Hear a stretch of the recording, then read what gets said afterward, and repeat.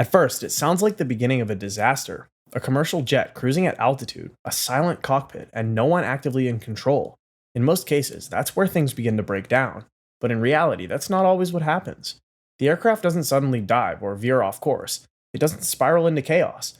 Instead, it continues exactly as it was, steady, level, and almost strangely normal. It turned out that the pilot was unconscious. No one was flying the plane, and somehow it kept going. This isn't a one-off event. It's something aviation has already experienced, most notably in the case of Helios Airways Flight 522. This is one of the greatest stories in modern aviation. Inside the cockpit of a commercial airliner cruising at high altitude, everything appears routine. The aircraft has already climbed to its assigned flight level, the autopilot is engaged, and the workload has shifted from active flying to system monitoring. At this stage of flight, most of the work is handled by onboard systems designed to keep the aircraft stable, efficient, and precisely on course. But at high altitude, one factor becomes absolutely critical: cabin pressurization. In the case of Helios Airways Flight 522, that system did not function as expected. As the aircraft continued climbing, the cabin failed to maintain proper pressure. Oxygen levels inside the cockpit and cabin begin to drop, slowly and almost imperceptibly at first. This is what makes hypoxia especially dangerous. It doesn't feel like an emergency. There's no sudden alarm in the human body.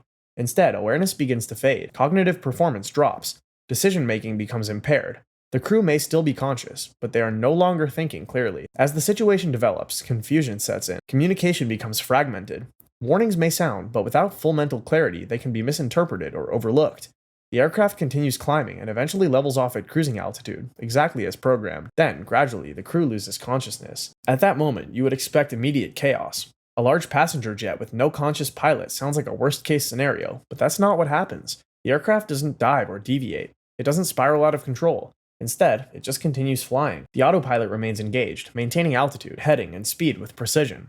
It follows the programmed route exactly as intended. From the outside, everything appears normal. Radar systems show a steady, consistent flight path. There are no sudden changes to indicate that anything is wrong inside the cockpit. Inside, however, the situation is completely different. The crew is no longer actively controlling the aircraft, yet the system continues to operate as if they are.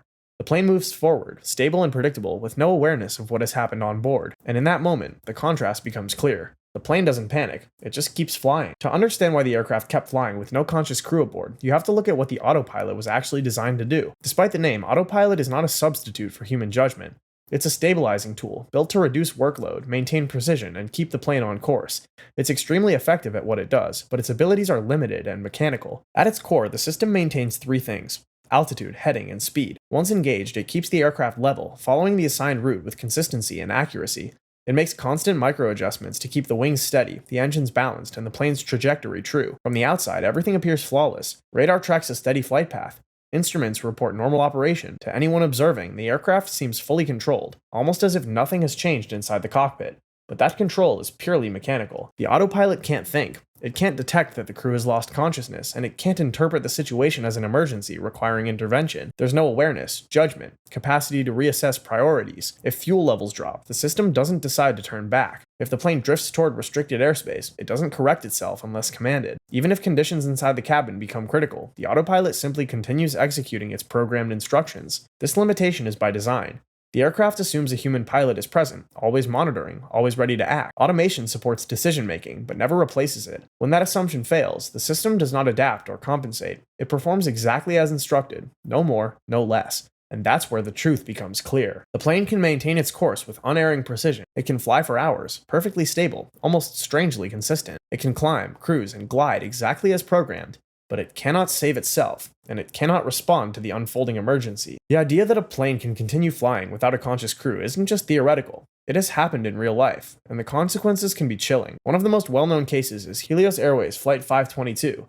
On a routine flight, the aircraft climbed to cruising altitude as usual, but somewhere along the climb, the cabin failed to pressurize properly. Oxygen levels in the cockpit slowly dropped, almost imperceptibly at first. The crew became impaired, their thinking clouded, and communication began to break down. Before long, both pilots lost consciousness entirely. Even as the cockpit went silent, the aircraft continued to fly. Autopilot held the plane on its programmed route, maintaining altitude and heading with complete precision. From the ground, radar showed a flight that appeared normal, with no signals to indicate an emergency. Passengers, unaware of the severity of the situation, had little ability to intervene. For those who felt the effects of low oxygen, confusion and fatigue limited their response, and in many cases, they remained unaware of what was happening altogether. A similar incident occurred years earlier involving the Payne-Stewart Learjet crash. After takeoff, a pressurization failure incapacitated the pilots, and the jet climbed to cruising altitude under autopilot. Military jets were scrambled to intercept it. Pilots flying alongside described an unnerving scene: the windows frosted, cabin still, and no visible movement inside. Yet the aircraft remained stable, engines running, flight path steady. It had become what is often referred to as a ghost flight. These cases reveal a reality about autopilot. When a plane is left without human input, it does not spiral into chaos. Instead, it becomes eerily consistent. The aircraft maintains altitude, preserves heading, and moves forward until an external factor, like fuel exhaustion, eventually forces a change. Inside, the human element quickly disappears. Passengers are either unaware of the situation or physically unable to respond due to hypoxia. There's no dramatic struggle, no immediate panic, just a gradual loss of control that no one on board can reverse. Even as autopilot keeps an aircraft perfectly steady, there's one limit it cannot overcome: fuel. Systems can hold altitude, maintain heading, and adjust speed with mechanical precision, but they can't create fuel, and they can't make decisions to avoid running out of it. In the case of Helios Airways Flight 522, this became the defining factor. The plane had climbed to its assigned altitude, cruising silently while the crew was incapacitated. For hours, it followed the programmed route with flawless consistency, but eventually, the engines began to approach the limit of what the fuel supply could support. Without a conscious pilot to adjust throttle settings, conserve fuel, or divert to an alternate airfield, the aircraft simply continued along its programmed path. The autopilot does not interpret low fuel as an emergency. It doesn't plan a new course or initiate a descent. It performs exactly what it was instructed to do, and nothing more. There's no judgment, no improvisation, no ability to respond to changing circumstances beyond its narrow programming. When fuel finally reaches a critical level, the situation changes instantly. Engines can no longer produce thrust, altitude can't be maintained, and the plane begins to descend.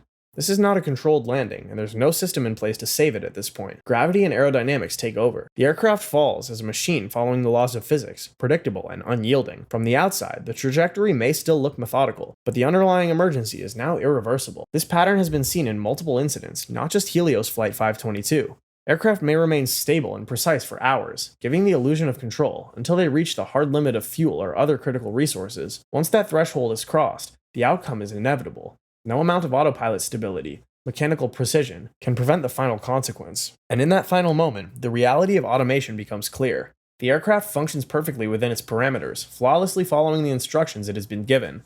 It executes every command it knows, responds exactly as expected, and yet it cannot save itself or those on board. The aircraft did exactly what it was told, and nothing more. In the decades since incidents like Helios Flight 522, aviation technology has evolved dramatically. Modern aircraft are no longer limited to holding altitude or maintaining heading. They are increasingly designed to respond when the pilot becomes incapacitated. One of the most important advances is the introduction of the automated recovery and auto-land systems. In some airliners today, if the system detects that the crew is unresponsive, it can initiate a full sequence to stabilize the aircraft, select a suitable airport, and guide the plane all the way to landing. This is far more sophisticated than traditional autopilot.